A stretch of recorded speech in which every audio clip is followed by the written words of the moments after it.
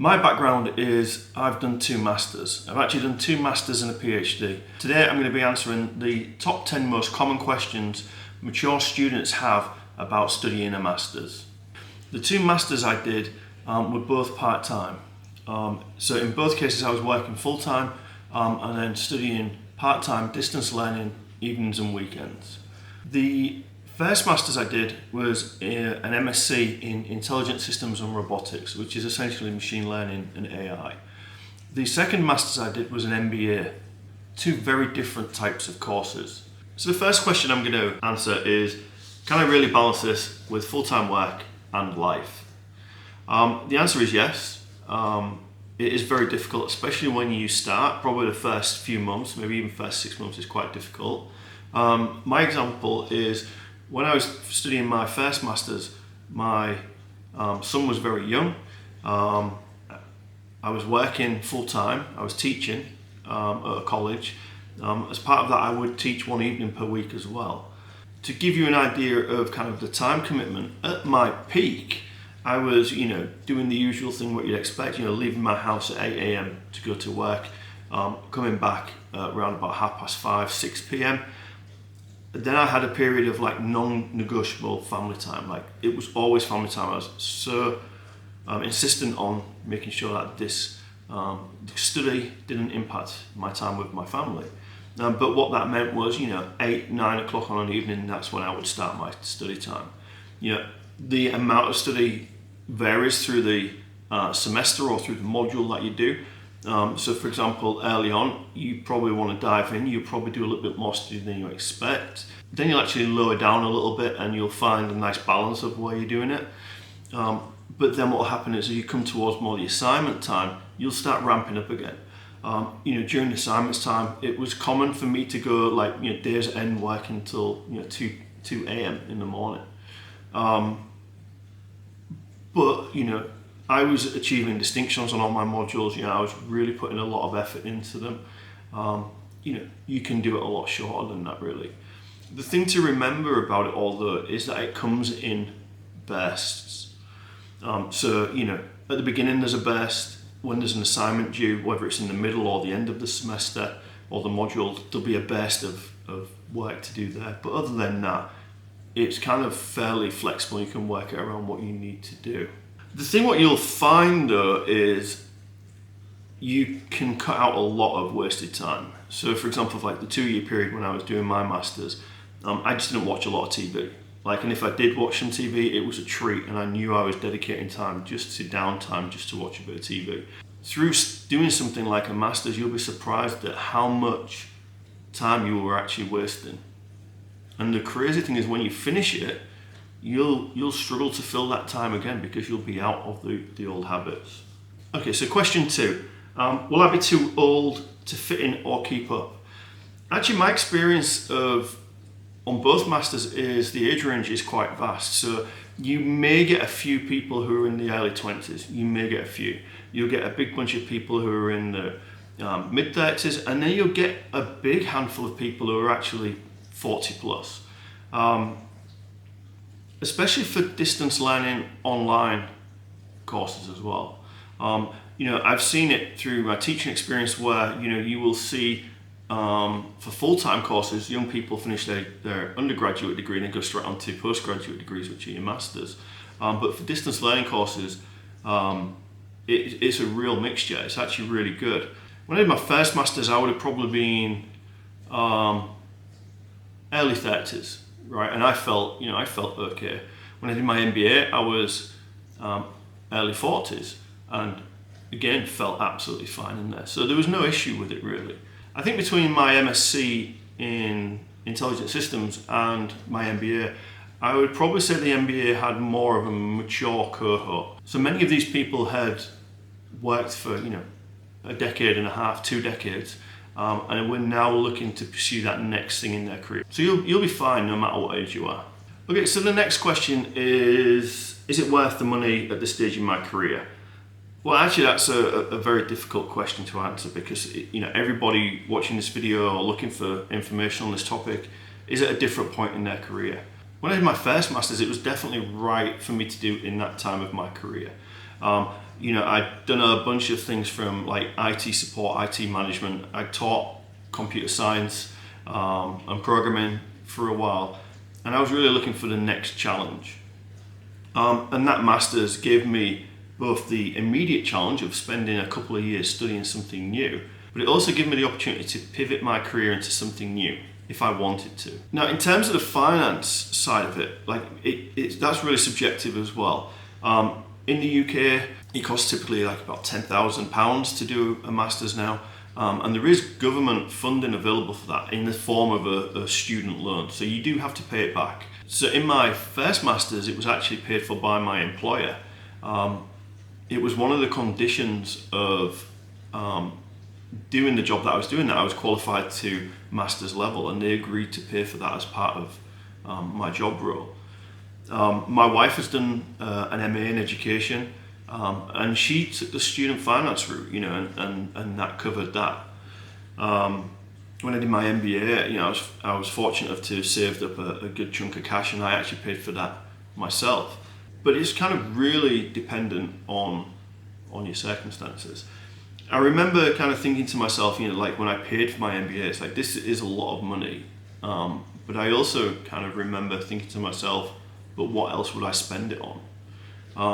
And at that point in time, I prioritized my own education. So the next question is, what if I haven't studied in years? Can I even do this? The answer to that is absolutely. I remember one of my colleagues, he had never even done an undergraduate degree. So his highest qualification was around about A-levels. He'd got a ton of experience in the field that he wanted to go and study in, and then he jumped straight into a master's. Now, admittedly, it's very rare that people can do that, but that's what he did. And he thrived, he absolutely got through it. In my situation, I'd done an undergraduate course a long time ago, a long time before I did my master's. I then went on and did a PGC, which is like a professional graduate certificate of education. That somewhat prepared me for the academic writing side of it, but it wasn't really necessary to go into my course. What you'll tend to find is that the academic skills that you're missing, you will pick up immediately on your first module. And that's just things like using referencing software, how to reference correctly, and how to write academically. And that will improve over the 2 years. So there's no expectation that you can do this as you start the course. What you'll typically find as well is towards the end of your master's, you will have to do some kind of independent project. One of the things that you'll do as preparation for that, and it was on both of my masters, was a research module. So how to be a good researcher, what things to do as part of your research, how to evaluate things correctly, and also importantly, how to plan your research as well. So you will be taught that. So if you are thinking about a master's, just have a look, see if they have that module. That will massively help you prepare. Okay, so the next question is, should I do it online, in person, or hybrid? You could answer this question saying, well, it's really subjective based on the person who's watching this and what you're thinking about doing. In reality, what I found is it's actually to do with course availability. So when I was doing my course, I lived in a city called Hull, and my first master's was in Leicester. My second master's, I was living in Dublin, in Ireland, and my MBA was in Manchester. So there was no real option to do this in person. I did explore opportunities to do my MBA in Dublin itself at one of the universities there, but do you know what really put me off was the amount of time I would be travelling to the university. So now in my case, I actually ended up doing both of my masters online, distance learning. And what that typically would be is the lecturers would present and lecture to a live group of students, but I would actually watch the recording of that. That suited me really well because I was very busy. I had to work full time during these periods, but it meant that I could actually attend the lectures when I wanted to, and I didn't even have to attend them for the full duration. I could do 10 minutes here, pause it, come back a few days later and watch the remaining amount. So that flexibility was really super important and valuable to me. Admittedly, I probably missed out some of those social interactions, with my peers and my students, but as a whole, it didn't really impact me too much. One way they get around that is you have like online discussions So they have like forums where they'll ask questions and you can post your answers, or alternatively you can just ask for help as well.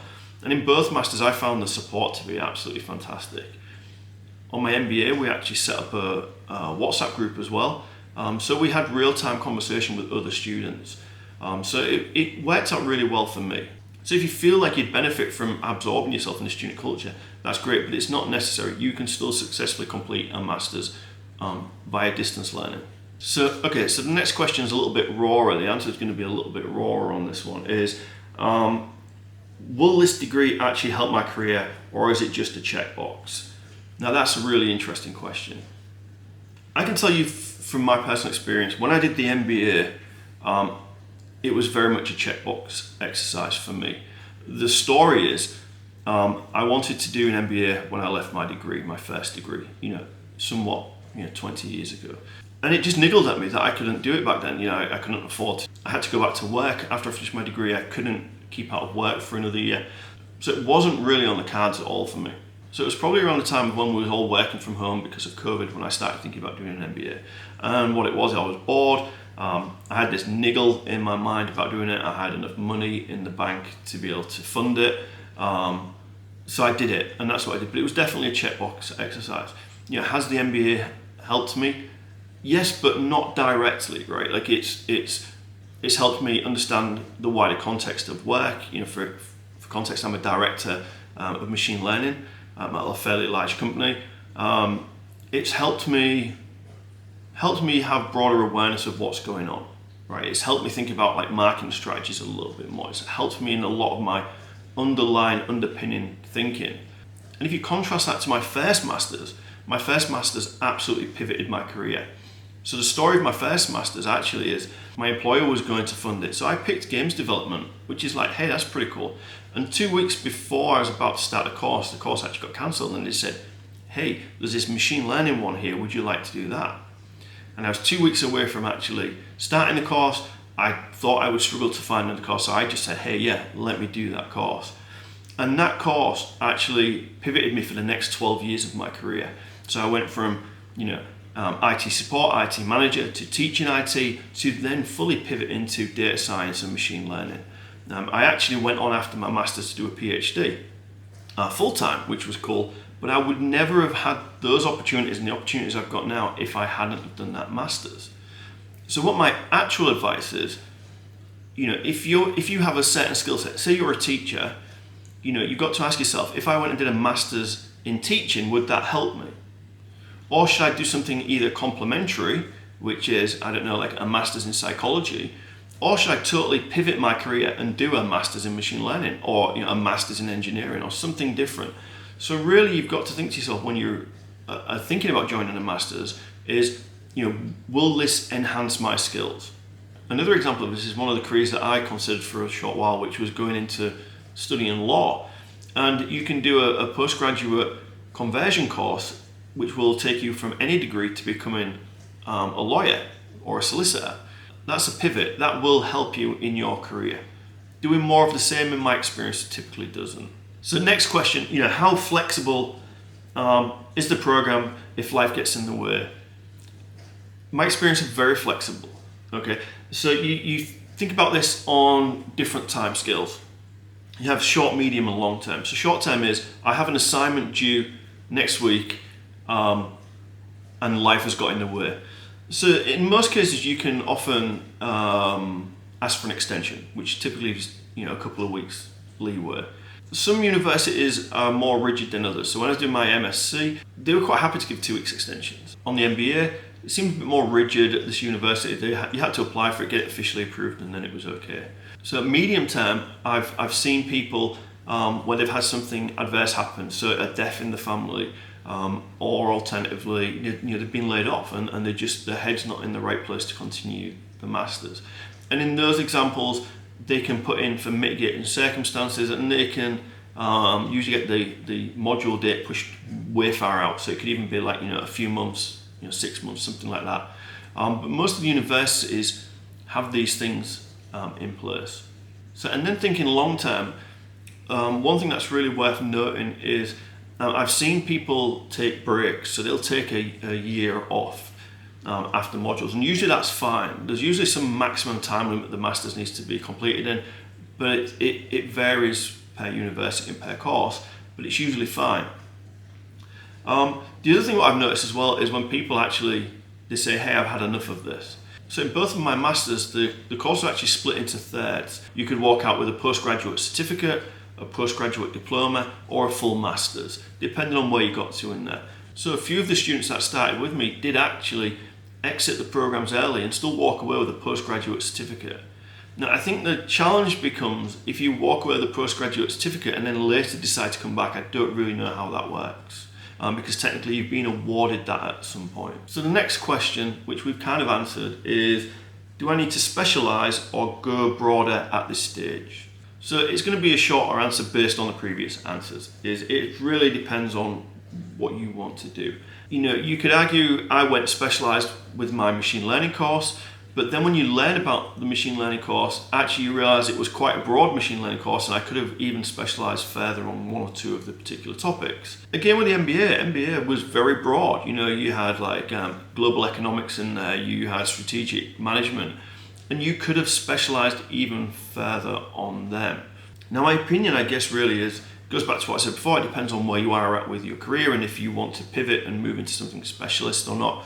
But the other option is if you're not sure where you want to go, having a broad degree like an MBA isn't terrible. It's actually quite good and it's quite well respected. So there's a quote, and let me read it for you.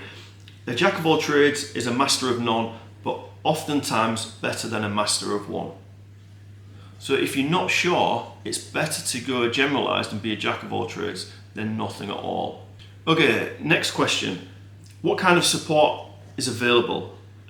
Things such as mentors, networking, mental health. Well, the universities actually offer quite a lot of student support services. So I know they have mental health support there. They generally have like an alumni or networking events on there. And then, mentorship can come in a number of forms. It can be from other students, but you tend to have really good contact, especially at master's level, with your tutors. Now, not every tutor is the same, but my experience has been all the tutors are fantastic. All of them really want to help their students, so you get a lot of mentoring through there. Now, the support does vary from university to university. It varies from department to department, and it varies from tutor to tutor or lecturer to lecturer. So there's no real quick answer for that. But one of the things that is expected at master's level is a little bit more independent thinking. So if you think back to early childhood years, you were given the crayons to colour in with. At master's level, there is a big expectation that you will take ownership of your learning. So what you'll find at master's level is everything is laid out for you. Everything is there that is needed for you to pass those modules. But it's up to you to take hold of those, learn from them, and actually put them in a shape and a format that is good for you to succeed. So when I was teaching a long time ago, we had this external examiner come in, and there was a student who'd complained about a few things. I think he was complaining about not passing. And the external examiner said to us, kind of comforting really, was, I pay my gym membership every month. It doesn't guarantee that I'll be in shape. You pay access to the resources, the university provides the resources, it's up to you to pull it all together. Now that might seem like a hard truth, but it is a truth, and it is something that everybody on the course is capable of. So last question, how will this affect my family and personal life? Yeah, your life will change. It has to.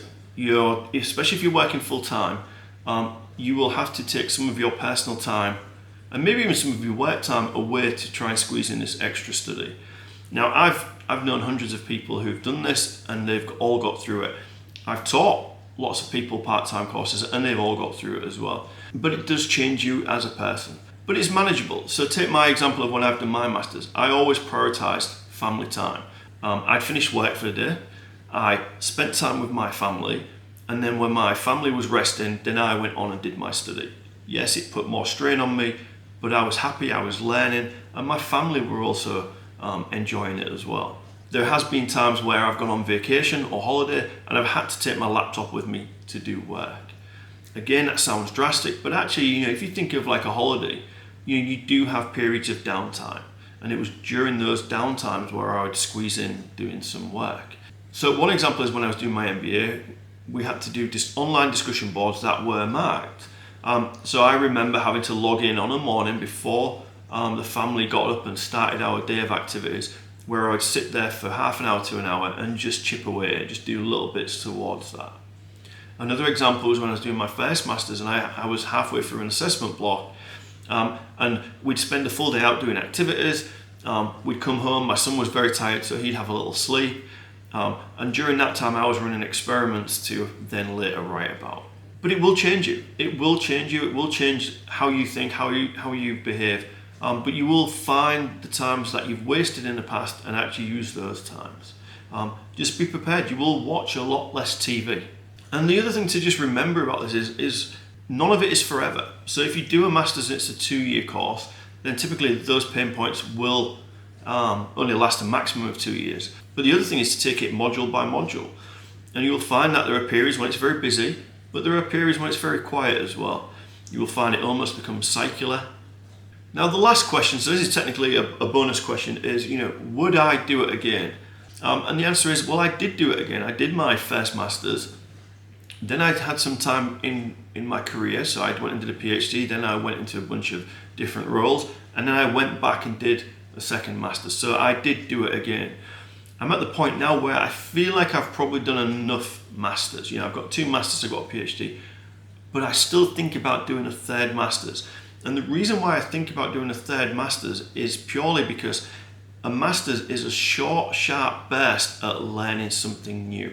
So for me, the next masters on my list, if I ever do one, would be probably physics. It's a topic that's massively excited me.